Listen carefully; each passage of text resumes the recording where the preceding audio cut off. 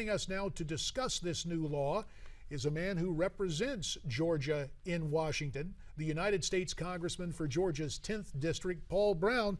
Dr. Paul, we welcome you to America's Forum.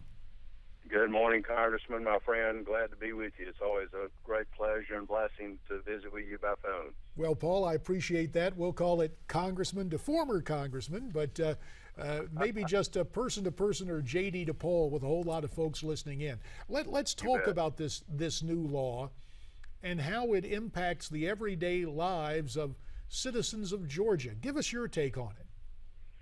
Well, JD, what it does is it expands, as you mentioned, the places that people who have a carry permit can take their firearms. A business or a church can say, we don't want people carrying firearms in our property, and thus would prevent them, a firearm owner, from taking their guns into that business, into that bar, into that church, into that school, etc. But it allows people to take firearms, and we know that when law-abiding citizens who know how to utilize a firearm have one on their person, it helps prevent crime. And so this is a law that I think is going to help prevent shootings. It's going to help prevent crimes. And frankly, under the Constitution, any law, whether it's federal, state, or local, that interferes with the law-abiding citizen's right to own, carry, or utilize a firearm in any manner, as long as they don't hurt someone else or someone else's property, except for the case of protecting themselves from their property and their lives. Any law that does those things are unconstitutional under the original intent of our founding fathers, and we need to go back to the Constitution, not only for the Second Amendment, but the First Amendment, because the First and Second Amendment are the guardians of our liberty. The Second Amendment is the one that really protects all of our liberties that we're given by our Lord, and our God-given rights, and are protected under the Constitution. Well, Congressman, I wanted to get your take on some of the reaction that's starting to pour in now from different school superintendents. They are saying, at least in some of the coverage that I've read, that they are not going to have these guns in their school districts, and they're advising against that. Of course, that's their choice. But are you hearing about any school districts, public school districts in the state of Georgia or other institutions that are advocating for this type of carrying on their campuses? Well, most are being very quiet about it. We've seen these school shootings all across the country, and we've seen where there has been a shooting with someone there that has the ability to protect themselves, actually prevent kids from being shot, prevent people from being hurt. And there is, of course, folks who don't understand firearms are just are fearful of them, but actually firearms have been proven to reduce crime. We've gotten just a tremendous social experiment that was done several decades ago in Morton Grove, Illinois, a suburb of Chicago, decided to outlaw firearms in that city. The crime rate skyrocketed. Well, in response to Morton Grove, a suburb of Atlanta, Georgia, Kennesaw, an ordinance firearms, but you can opt out if you have an objection to doing so. And crime been that way ever since. And so in both communities, firearms do prevent crimes. These cowardly people that go into schools and shoot kids go to places that they know there's no one that can defend themselves. That's what they do. And once we see, as we go forward, that schools are going to be safer, everybody around in any locale is going to be safer, because someone who understands how to utilize a firearm will be there to protect other folks, and I think it's going to be a very positive move. And as gun rights advocates, guys, are so quick to point out, these school shootings happen in gun-free zones. That's what schools are, and they have yet to dull the impact of these school shootings, even though they have already been declared gun-free zones.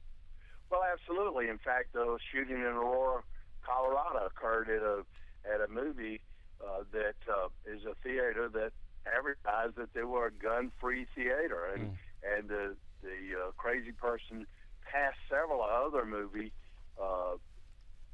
theaters and went to one where he knew that he had just the ability to go about his dastardly deed, heinous deed, with no one there to be able to stop him. And so these gun-free areas are actually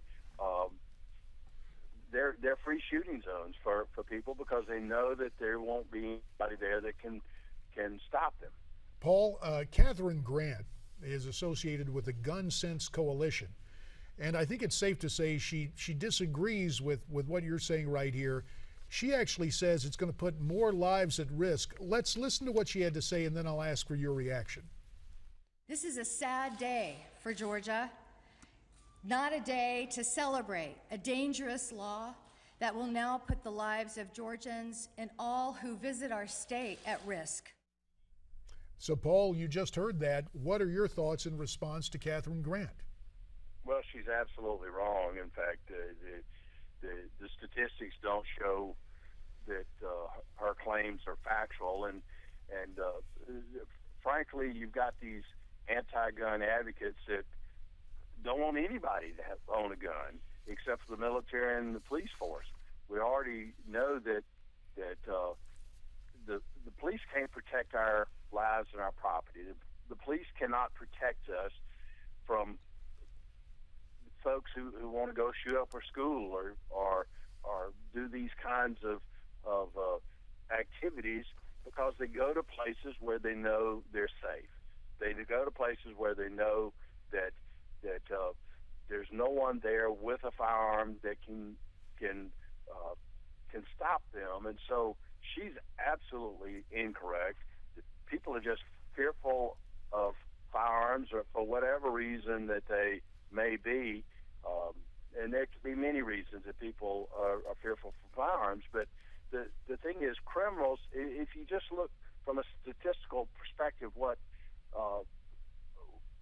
surveys that have been done with criminals in prisons, the criminals always look for a weak individual or a weak place where they can attack. If they know that someone can defend themselves, they don't go there. Paul, let me switch. Let me just say this, JD. The greatest way to get a criminal to leave your house is to take a pump shotgun and pump it one time, and they will flee like crazy because they know that somebody's there that will harm them, and they're going to get out of there.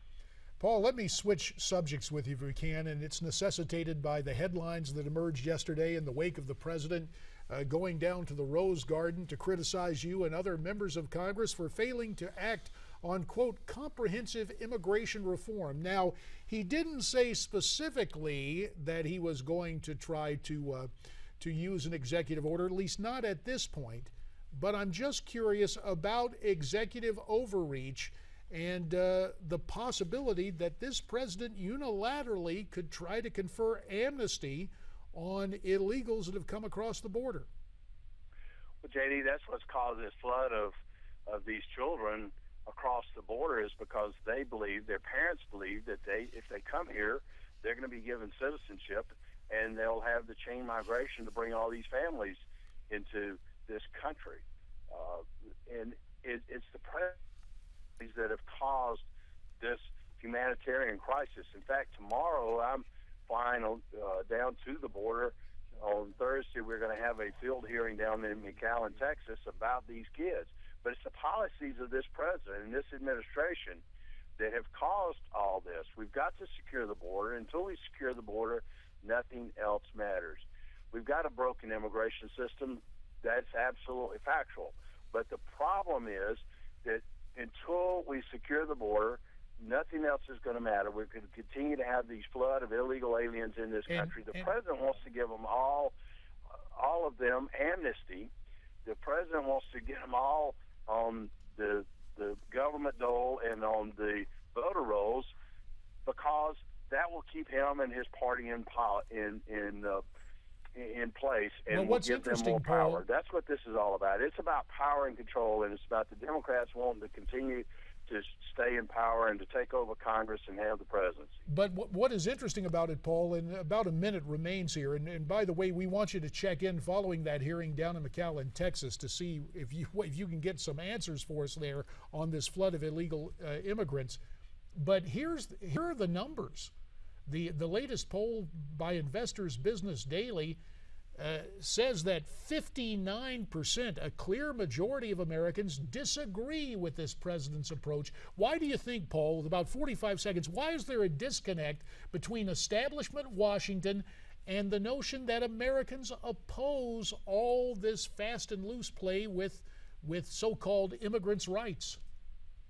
Well, this president thinks he can do anything he wants to. He's been very clear over and over again. He's got his pen and he's got his phone, and he will do whatever he wants to in a dictatorial manner, and it just has to stop. He has not. He has no authority to do a lot of the things he's been doing, and Congress needs to man up and stop him, and the court needs to stop him. At least the court came down with a ruling to stop his recess appointments, but a lot of the things Paul, this president we'll is have doing to leave is it illegal there. and unconstitutional. Paul, thank you very much. Congressman Paul Broun there. We're coming right back.